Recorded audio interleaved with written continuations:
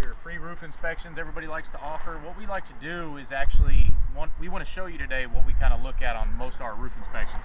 So right here, one of our first steps, we pull up the old shingles without breaking them too bad to see what's underneath here. So right now, I have drip edge.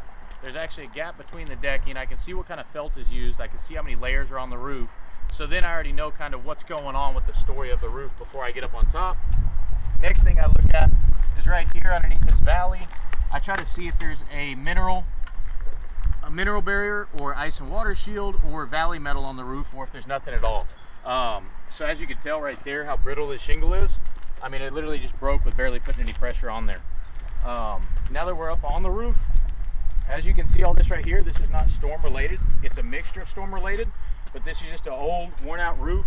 I mean, you got a lot of blistering right here. You can see there's a lot of decking movement or foundation issues.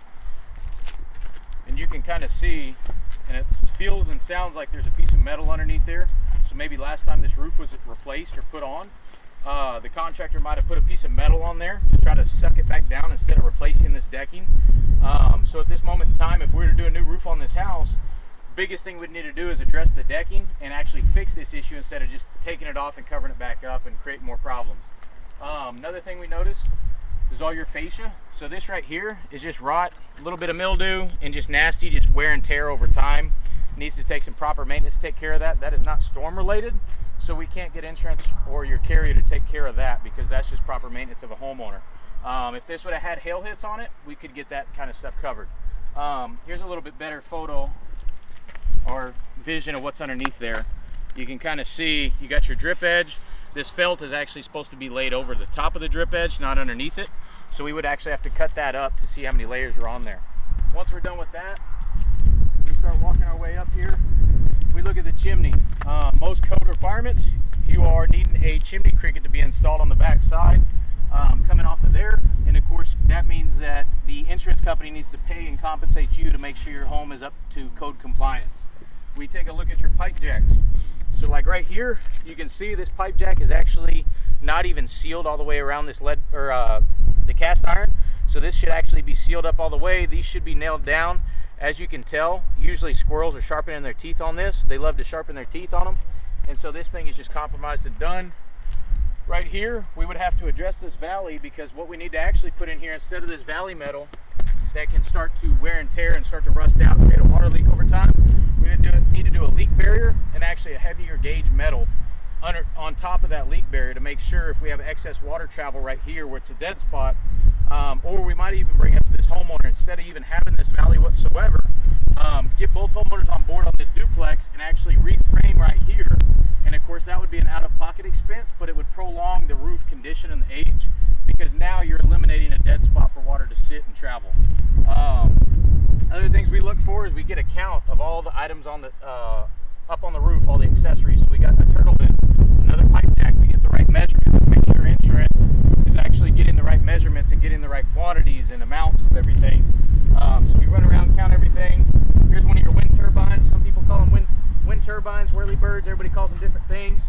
At Warrior Wolf Contractors, we don't really like to add wind turbines or anything electrical or mechanical, because as you can tell right here, this is supposed to spin freely, and it's currently locked off or tied down.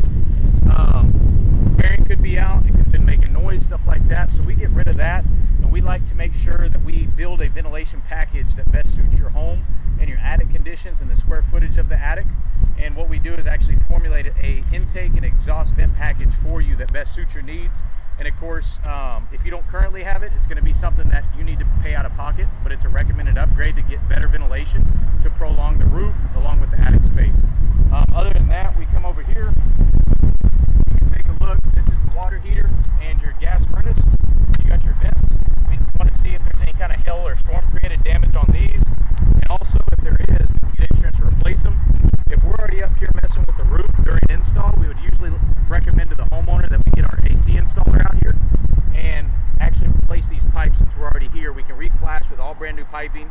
And of course, if we're replacing these, we need to get our HVAC contractor out here, not just a roofing contractor or a sub to fix this. We need to get somebody that's actually licensed, a professional, to make sure this is 100% tied into your unit to make sure that we don't have any gas, carbon monoxide, any of that kind of stuff coming inside. Other than that, we start looking at the shingles. I don't have my chalk on me, but what we do is start looking through here and start trying to find some hail damage on the shingles. We start getting up here. Usually I like to do about 4 test squares. You take 100 square feet on each 4 sides. You take a piece of chalk, and we usually try to find about 8 to 12 impacts per square. Once we find at least 3 of those 4 sides taken care of and the hail has compromised it, then it's usually going to be claim worthy depending on your insurance carrier.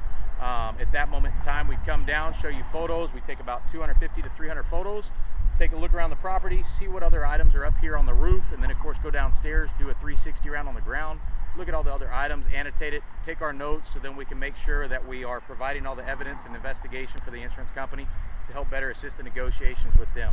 But anyways, this is Garrett with Warrior Wolf Contractors. Y'all have a great day.